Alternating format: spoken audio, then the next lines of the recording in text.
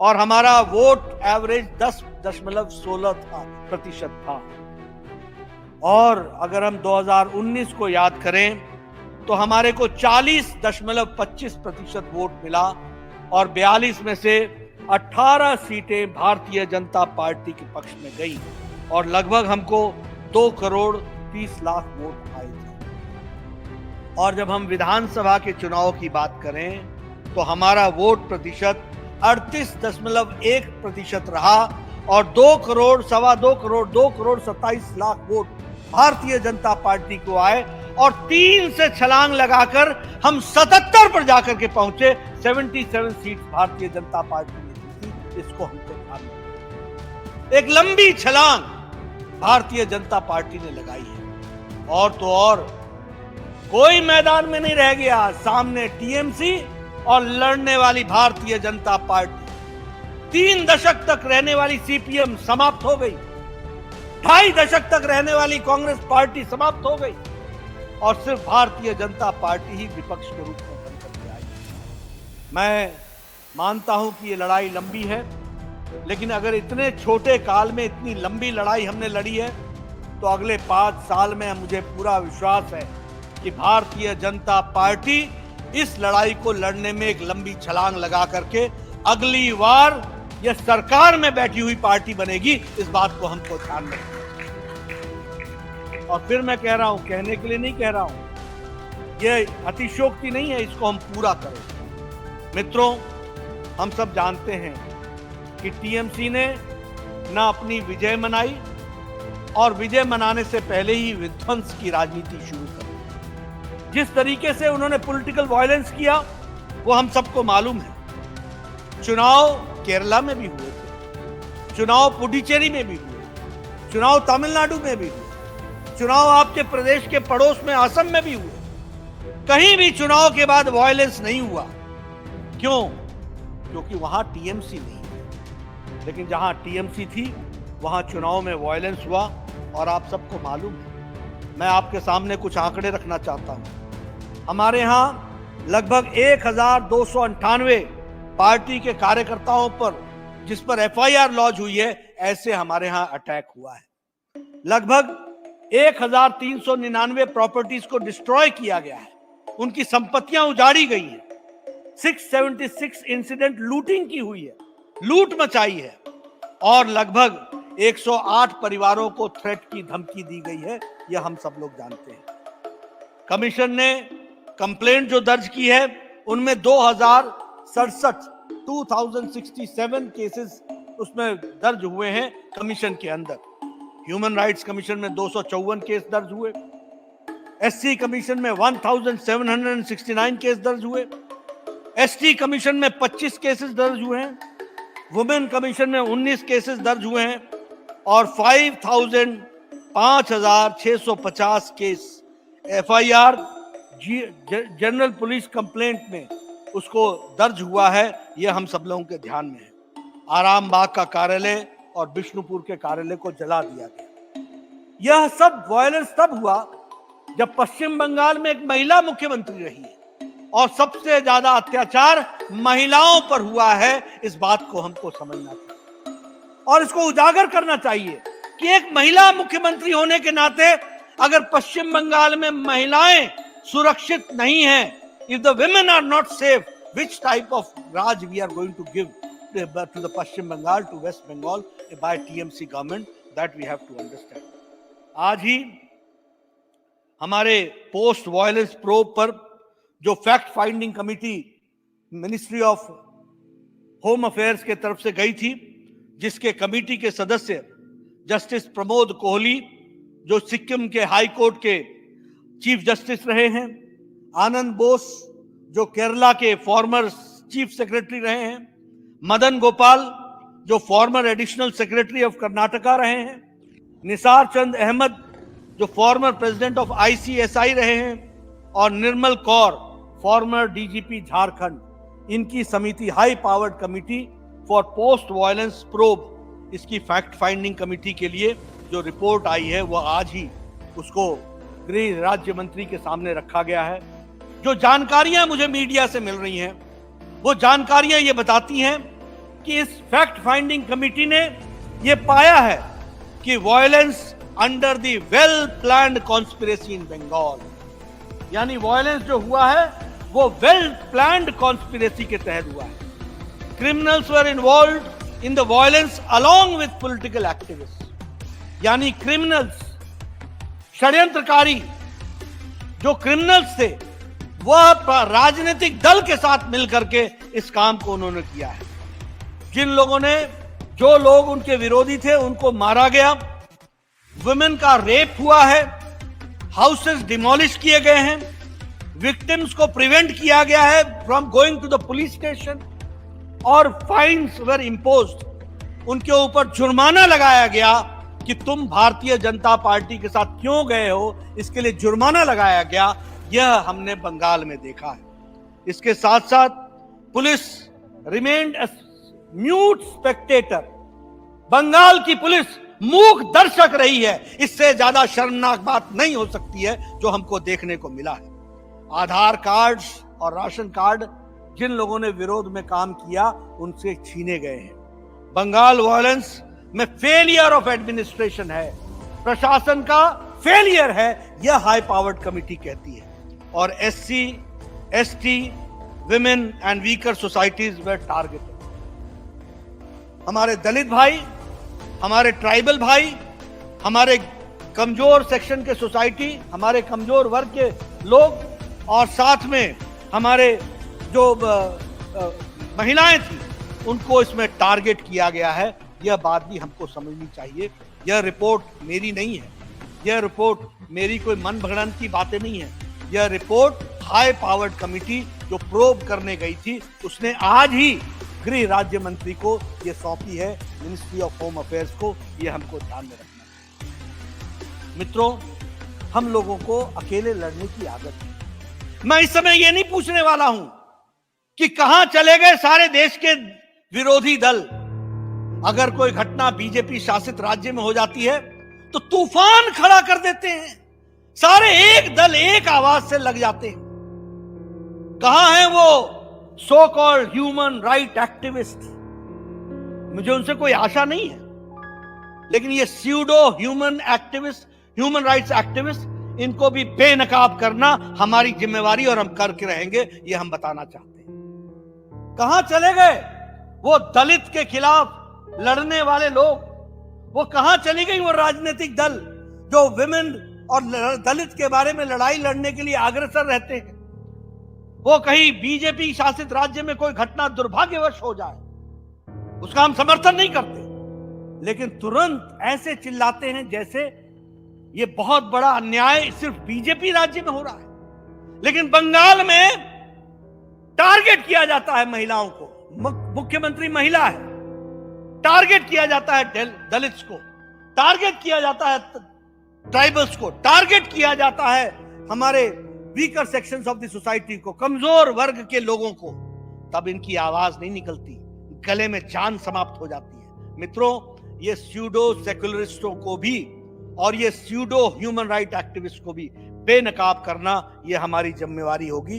इनसे हम कोई आशा नहीं रखते, ये हमको ध्यान में रखना चाहिए। और बीजेपी इस मानसिकता को क्रश करेगी इन ए डेमोक्रेटिक वे। मैं आज सुबह सुबह पार्लियामेंट के वक्तव्य को पढ़ रहा था और मुझे उसमें पढ़ने को मिला कि शायद ये 51-52 की बात थी। जवाहरलाल नेहरू जी ने, उस समय हमारे 3 सांसद होते थे जनसंघ के, और हमारे जो टोटल ऑपोजिशन था जिसकी संख्या बड़ी थी, उसके चेयरपर्सन थे श्यामा प्रसाद मुखर्जी, बंगाल के सपूत। और उन्होंने जवाहरलाल नेहरू से जिरह की। He questioned on many important issues. और उस समय जवाहरलाल नेहरू ने कहा था, आई विल क्रश जनसंघ, यह कहा था जवाहरलाल नेहरू ने।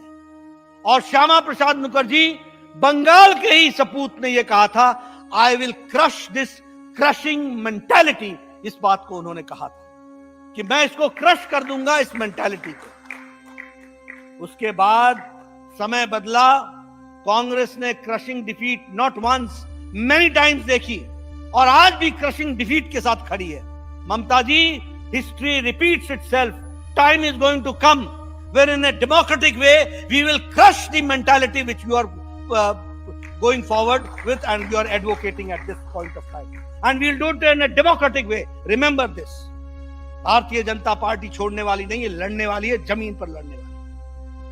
और मैं कार्यकर्ताओं से निवेदन करूंगा, हमने सीपीएम से लड़ाई लड़ी है, हमने उन तमाम लोगों से लड़ाई ली है जिन्होंने हिंसा का साथ लिया है।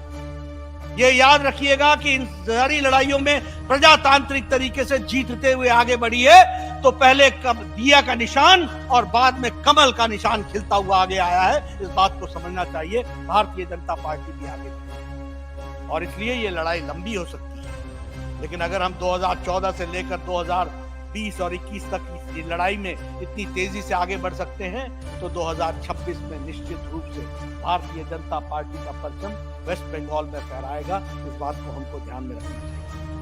मैं ममता जी के स्वभाव के बारे में क्या चर्चा करूं? भ्रष्टाचार, टीएमसी और ममता ये पर्यायवाची। करप्शन, दाय नेम इज ममता, टीएमसी, दाय नेम इज करप्शन। ये पर्यायवाची हैं, ये एक ही सिक्के के दो पहलू हैं। जहां टीएमसी होगी, जहां ममता जी होंगी, वहां अराजकता होगी, वहां भ्रष्टाचार होगा। इस बात को हमको समझ लेना चाहिए। और इसीलिए आप देखिए, अगर अम्फान आता है तो की देबो जो कुछ देबो आमी खाबो, सब खाने के लिए। भ्रष्टाचार, आप बताओ तिरपाल की चोरी हुई थी कि नहीं हुई थी? आप बताइए चौल चोरी हुई कि नहीं हुई? आप बताइए कि हर तरीके की चोरी की गई कि नहीं गई? और आपको मालूम है कि नहीं, जब सीएजी की रिपोर्ट में यह कहा गया कि हाई कोर्ट सीएजी से इसका ऑडिट कराए, तो ममता जी सुप्रीम कोर्ट पहुंची। मतलब चोरों को सुरक्षा देना और कवच पहनाने का काम किसका? तो ममता जी। ये ठीक है, आप चुनाव में जीत गई, लेकिन यह भी ठीक है कि दूसरी पार्टी उभर करके आई है, तो वो भारतीय जनता पार्टी है और विपक्ष की भूमिका हमको मिली है। हम विपक्ष करके दिखाएंगे, ये हम आपको बता सकते हैं। मित्रों, हम सब जानते हैं, अगर पॉलिटिकल वायलेंस की बात करें तो हमारे को ध्यान में आता है कि हर तरीके से ममता जी ने उसको प्रश्रय दिया है। यह भी हमको ध्यान में आता है। 21,000 कंप्लेंट्स आई हैं अम्फान में, और वो मोस्टली तृणमूल के ग्रास रूट वर्कर्स की कंप्लेंट है। 2100 और उसी तरीके से आपको मालूम है, जब सारा देश अम्फान से, कोरोना से लड़ रहा था, ये मिसमैनेजमेंट की मैं बात सुनाना चाहता हूं। जब सारा देश कोरोना से लड़ रहा था और जब हम बंगाल के श्रमिक भाइयों को बंगाल पहुंचाने के लिए मोदी जी ट्रेन चला रहे थे, तो ममता जी ने इस ट्रेन को कोरोना एक्सप्रेस कहा था। ये देखो बंगाल का दर्द, नेता का दर्द बंगाल के लोगों के प्रति। ये ठीक है, आप चुनाव जीत गई, लेकिन सच्चाई छुप नहीं सकती, और सच्चाई हम छुपने भी नहीं देंगे। हम पहुंचा कर रहेंगे बंगाल की जनता और दिलो दिमाग में। इस बात को हमको समझना चाहिए। आप देखिए, उसी तरीके से हमारा कोरोना आया, प्रधानमंत्री जी ने कोरोना के मैनेजमेंट को किस बखूबी निभाया और दुनिया में यह स्थापित कर दिया कि हम हेल्थ इश्यूज के साथ साथ इकोनॉमिक इश्यूज को भी एड्रेस करते हैं। लेकिन आपने क्या किया? Under reporting, fudging with the reports, mismanagement. Centre से टीम गई तो उसको घूमने नहीं दिया। जो डेड बॉडीज आई कोरोना की, उस पर रजिस्टर नहीं होने दिया।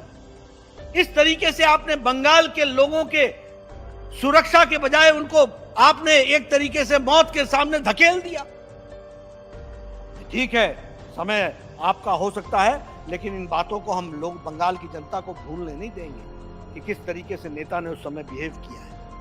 और जहां तक ऑक्सीजन के सवाल आया, तो प्रधानमंत्री जी ने, आपको मालूम है, फर्टिलाइजर फैक्ट्री को लगा के, स्टील फैक्ट्री को लगा करके, पेट्रोलियम फैक्ट्री को लगा करके, जहां हमारी ऑक्सीजन बनाने की कैपेसिटी 900 मेट्रिक टन थी, एक हफ्ते के अंदर उसको 9,000 मेट्रिक टन तक पहुंचा दिया।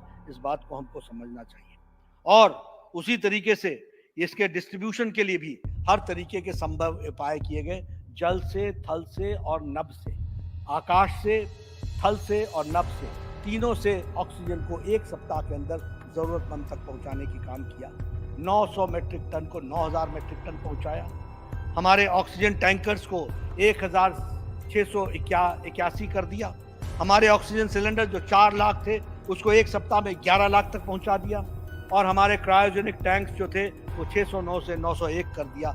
ये हमको ध्यान में रखना चाहिए। मित्रों, मैं सभी विधायकों से निवेदन करूंगा और मैं सभी सांसदों से निवेदन करूंगा, प्रधानमंत्री जी ने हमारे PSA प्लांट्स, ऑक्सीजन के प्लांट्स, हर जिले को एक एक ऑक्सीजन प्लांट जिला अस्पताल में दिया है। ये जुलाई महीने में लगने वाला है। ये प्रधानमंत्री के केयर फंड से आया है, PM केयर फंड से। ये ठीक है, मुझे मालूम है कि वहां ममता जी अपनी तस्वीर चिपकाएंगी, जितना चिपकाना है चिपका लो, लेकिन मैं ये कहूंगा कि हमारे सांसद और विधायक जा करके देखें कि यह इसमें कोई घोटाला नहीं होना चाहिए, ममता का घोटाला नहीं होना चाहिए। PSA प्लांट लगे, इसकी हमको चिंता करनी चाहिए। ये प्रधानमंत्री मोदी जी के द्वारा दिया गया हमारा है, उसको हमको ध्यान में रखना चाहिए। वैक्सीनेशन, ममता जी ने वैक्सीनेशन पर क्या क्या स्टेटमेंट किए। पहले वैक्सीनेशन पर यह कहा कि ये कितना सफल होगा मालूम नहीं, फिर उसके बाद कहा कि हम खुद खरीदेंगे, फिर कहा हमको मुफ्त दो। अरे ममता जी, आप घबराती क्यों हैं? ये प्रधानमंत्री मोदी जी के नेतृत्व में चलने वाला प्रधान सेवक के द्वारा एक ये देश चल रहा है। सबको मुफ्त वैक्सीन देने का निर्णय प्रधानमंत्री जी ने किया है और 21 जून से ये कार्यक्रम शुरू हो गया है। इस बात को हमको समझना चाहिए। लेकिन मुझे यह भी बताना है कि पहले 2 कंपनियां बनाती थी, अब 13 कंपनियां वैक्सीन बना रही हैं और यही साल के अंत तक आते आते 19 कंपनियां बनाएंगी। और इस वैक्सीन में लगभग हमारे यहाँ कोविशील्ड जो है वो 50 करोड़ बनेगी दिसंबर तक, कोवैक्सीन जो है वो 40 करोड़ बनेगी, कॉर्बेवैक्स है वो 30 करोड़ बनेगी, जाइडस की कैडिला है 5 करोड़ बनेगी और स्पुतनिक 10 करोड़ बनेगी। इसलिए टोटल 135 करोड़ दिसंबर महीने तक वैक्सीन हो जाएगी। और यह भी हमको ध्यान में रखना चाहिए कि हमारा वैक्सीन का कार्यक्रम वर्ल्ड का लार्जेस्ट और फास्टेस्ट वैक्सीनेशन प्रोग्राम है। It is the world's largest and fastest vaccination programme. हमने अमेरिका को पिछाड़ दिया है। हम 32 करोड़ 36 लाख पहुंच गए। अमेरिका 32 करोड़ 33 लाख पर खड़ा है। हमने ओवरटेक कर लिया अमेरिका को। जर्मनी, फ्रांस, इटली, इंग्लैंड, इनसे हम आगे निकल चुके। इनके लक्ष्य भी छोटे थे, हमारे लक्ष्य भी बड़े। 130 करोड़ की जनता को लगाना है। बीजेपी के एक एक कार्यकर्ता से मैं बोलूंगा और विधायकों से बोलूंगा, नीचे जा करके लोगों को इसमें जोड़ने की जरूरत है। लेकिन मुझे दुख के साथ कहना पड़ता है कि ऑल टाइम लो अगर वैक्सीनेशन हो रहा है तो वो पश्चिम बंगाल में हो रहा है। पहले रिफ्यूज किया और फिर क्रेडिट लेने की कोशिश की है वैक्सीन में, यह भी हम जानते हैं। और फिर मैं आपको बताना चाहता हूं कि कहीं वैक्सीनेशन में घोटाला नहीं हुआ। ऐटा घोटाला होए तो पश्चिम बंगाल होए। घोटाला अगर वैक्सीन में भी हुआ है तो पश्चिम बंगाल में हुआ।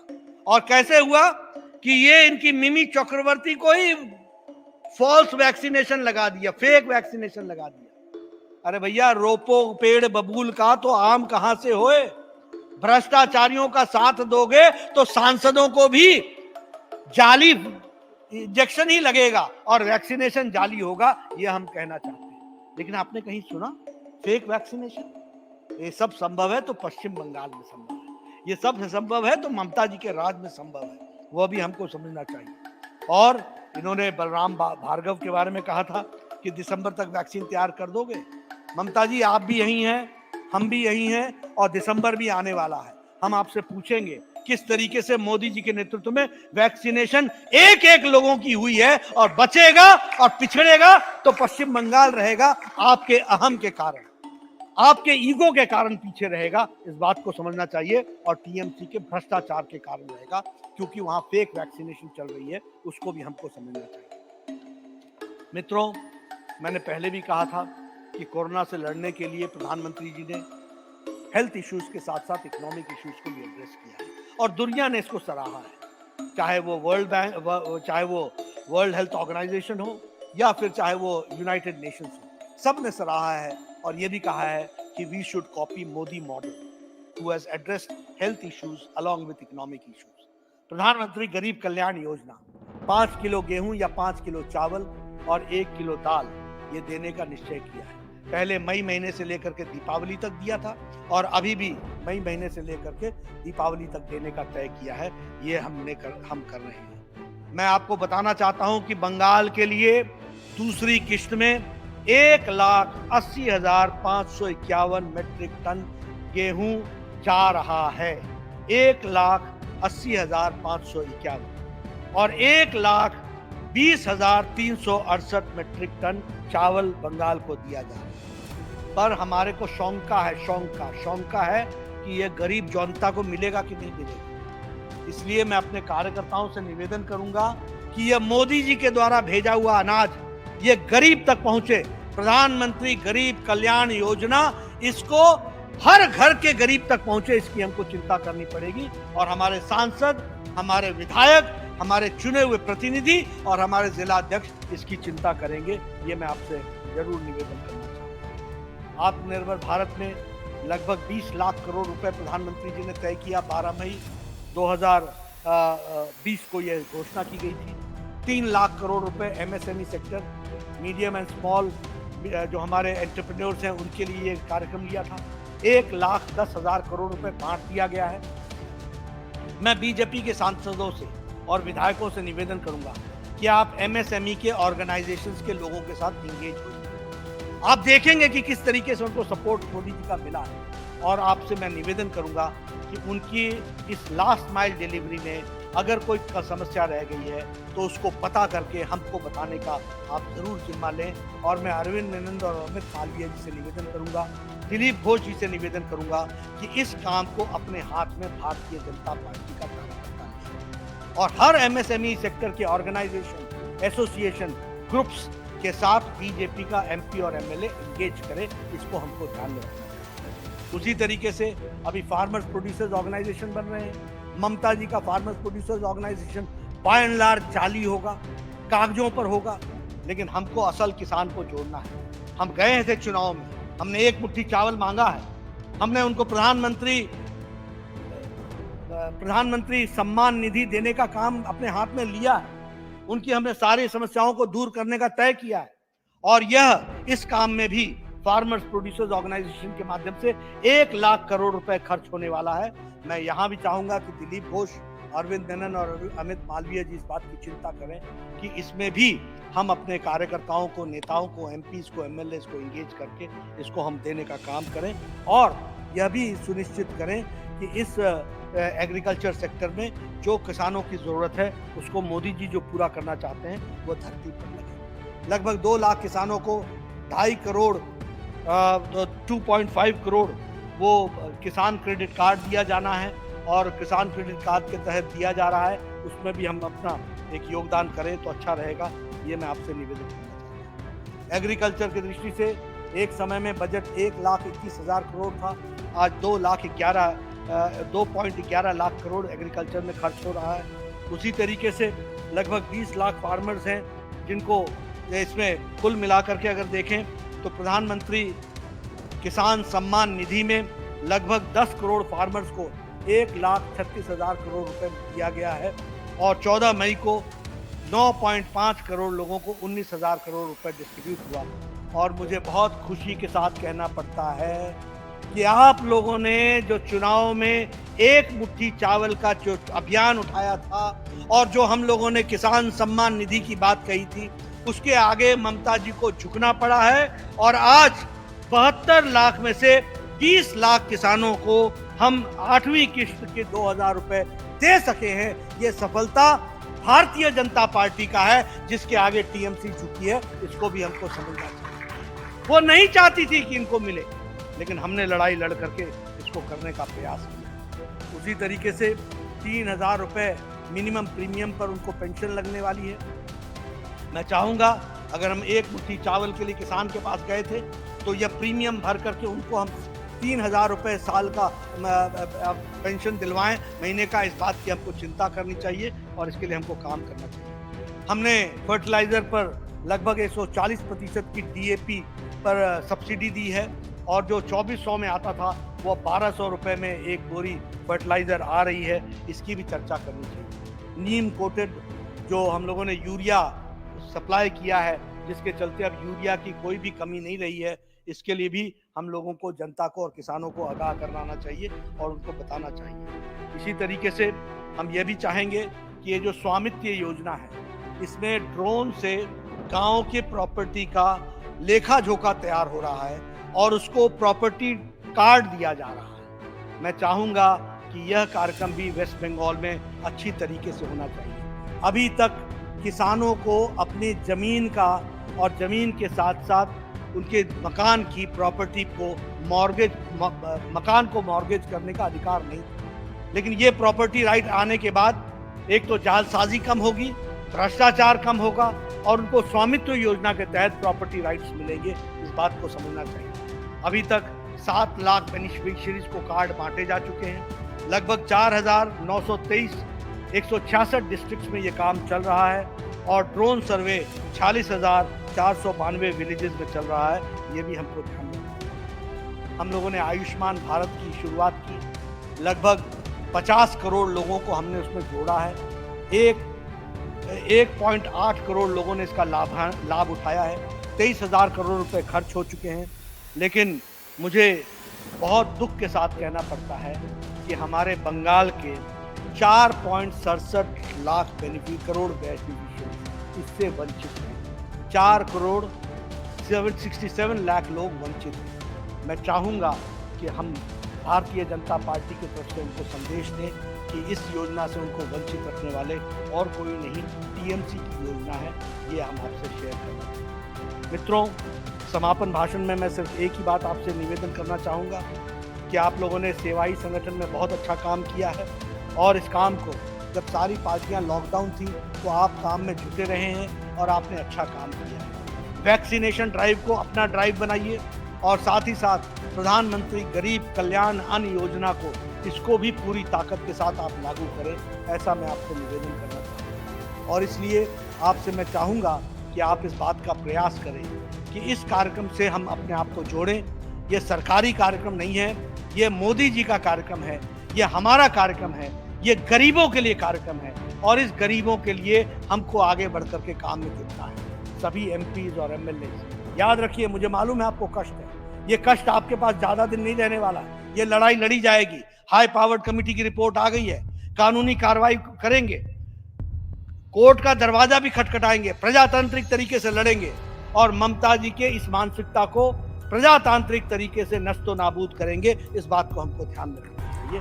ये मैं आपसे कहना चाहता हूँ। मित्रों, आपका ज्यादा समय मैं नहीं लूंगा। आप लोग सुबह से बैठे हैं, मुझे समापन में बोलने का सौभाग्य प्राप्त हुआ। बंगाल मैं जल्दी आऊँगा।